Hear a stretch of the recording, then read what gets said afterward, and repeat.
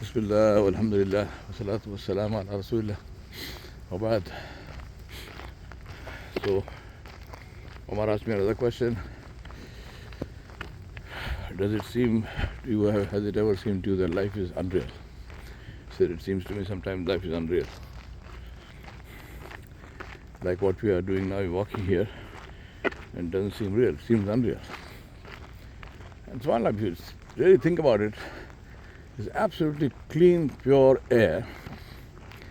The phone can't capture it just now, but I'm seeing flights of geese and duck. I know they're mallards because I've seen them before. If you can catch them, I'll show them to you. No, they're gone. Okay, so there are lots of them up in the distance there. Geese, ducks, and as I said, they are mallards. I know that because I've seen them before. And now if you look through there, the picture can't be very good with this distance, but all those dots that you're seeing, lots of dots, these are all ducks and geese. So, very beautiful. And this water is clean and pure. This is actually drinking water for the city of Holyoke. So it's clean and pure water. Unpolluted air.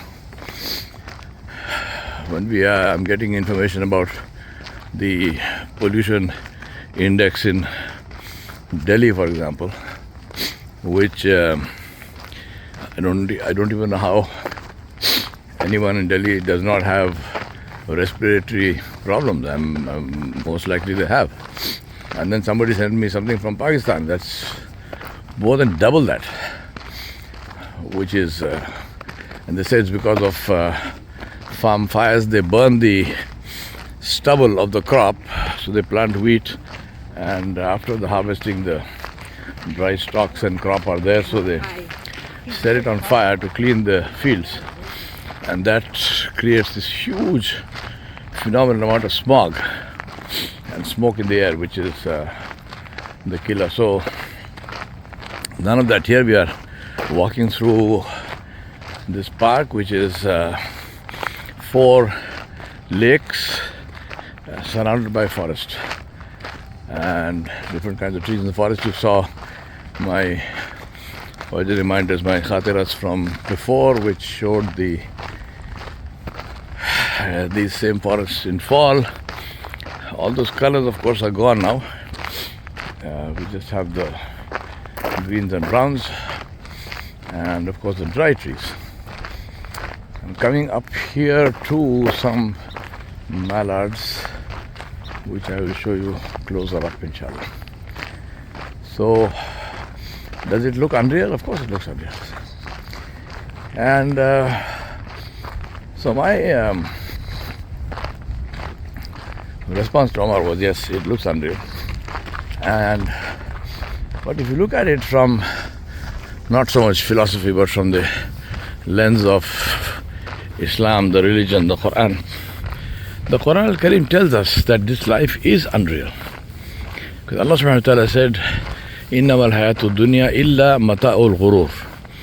Allah said, verily the life of this world is nothing but deception. Mata'ul ghurur. It is deceiving, it's deception. What looks positive is not positive, what looks negative is not negative. The one who looks strong is not strong, the one who looks weak is not weak. The one who looks as if he or she is immensely successful and powerful, they are not. They are hugely unsuccessful.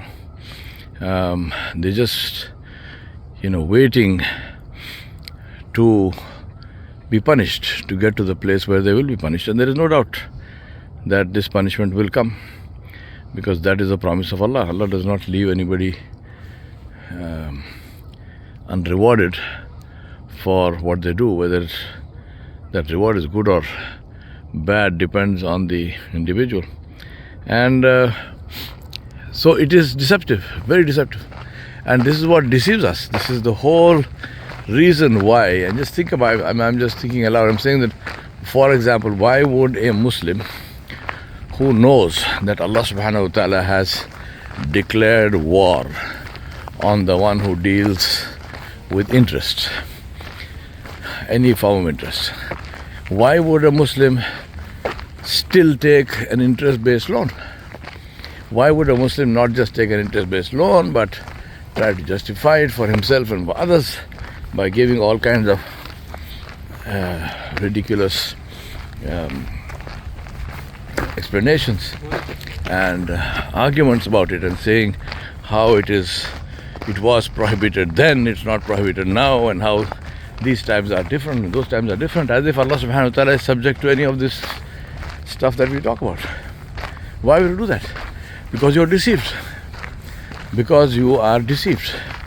Why would we say, look at somebody, I don't want to take names, but you look at somebody who does something good in one area, something clever, something smart.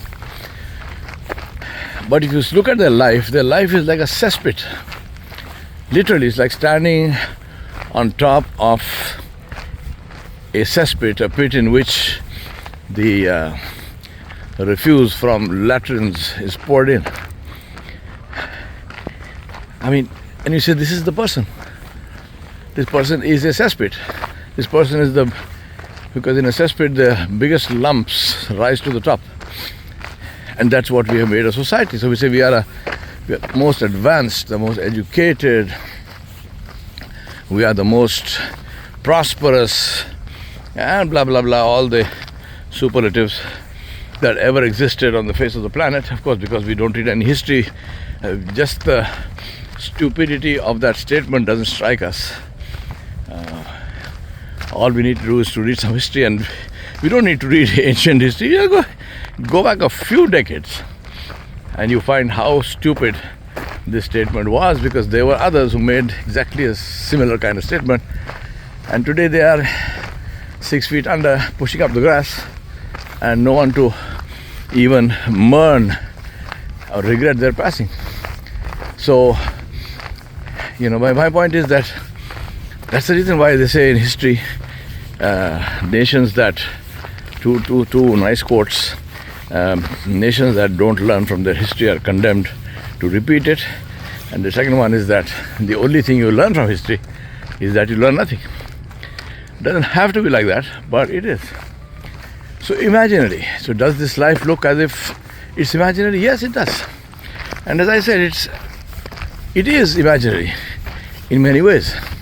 Now, having said that, we are not spectators, right? We are not spectators. We are in the drink. Like here, we are in that water. Life-wise, we are in that water. Now, if you're in the water, you've got two choices. You swim, and one day you will get to the side, and you can walk up and walk away with your life intact. Or you can choose not to swim, and you can say, well, I'm a fish. You're not a fish, you are fish food, because you will die. And that's the issue with life. So life may seem to be unreal, but we are participants in it. Whether we like it or not, we are players. There's no spectators in life. And if I'm a player in life, then I better learn the game. I better learn the rules of the game, and I better learn how to play by those rules, because I'm not the rule maker, I'm not the rule changer, I'm the player. And the one who will decide if I won the game or lost the game is the owner of the game. It's not me. So I can't kick a ball into my own goal and say, oh wow, fantastic, I scored a direct hit.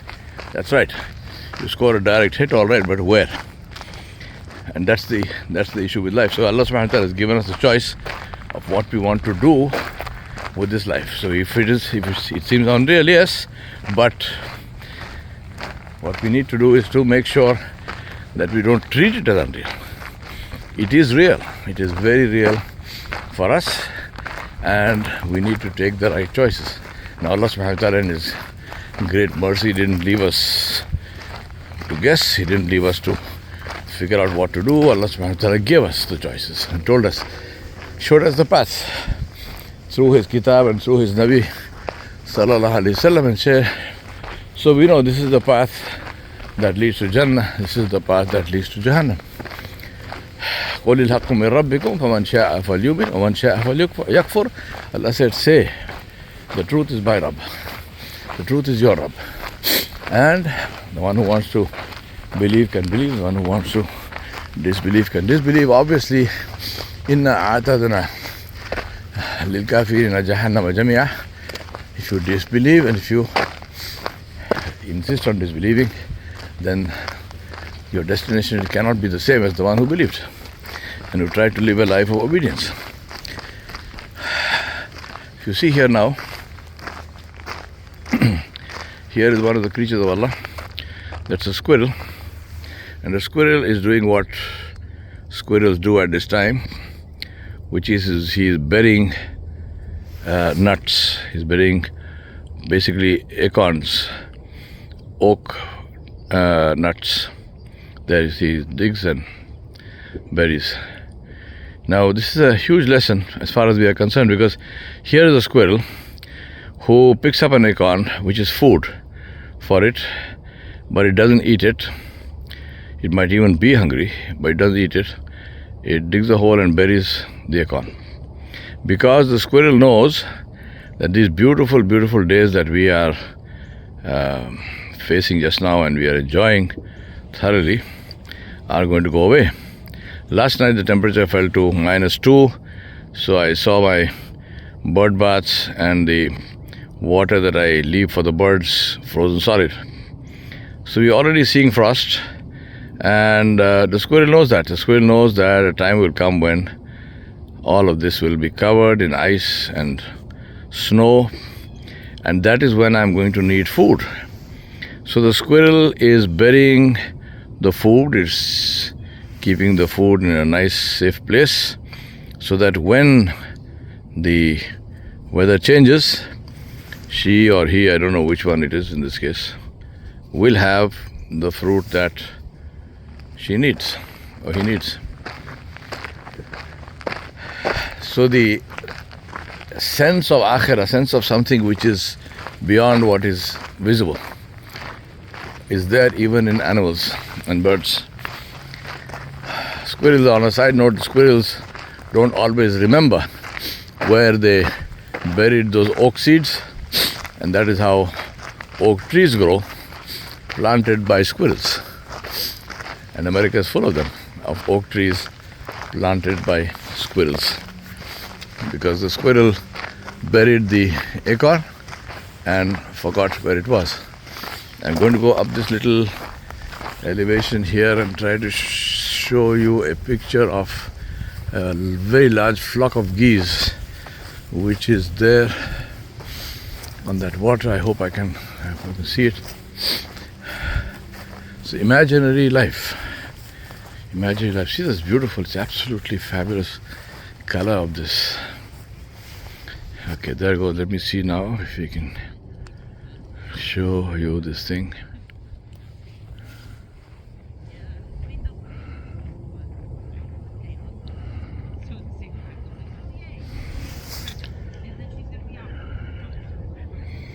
It's not the greatest picture, obviously, but I guess that's the best we can do given the circumstances. I ask Allah subhanahu wa ta'ala to help us to learn the lessons and to always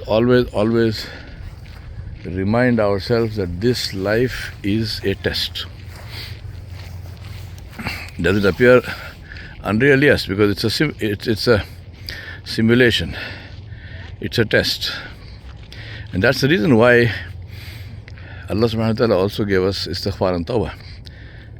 He gave us an eraser in our hand. While we are writing our paper, you can also erase. If you write something wrong, erase it. Make sure that when this paper is submitted to the examiner, that it only has good in it.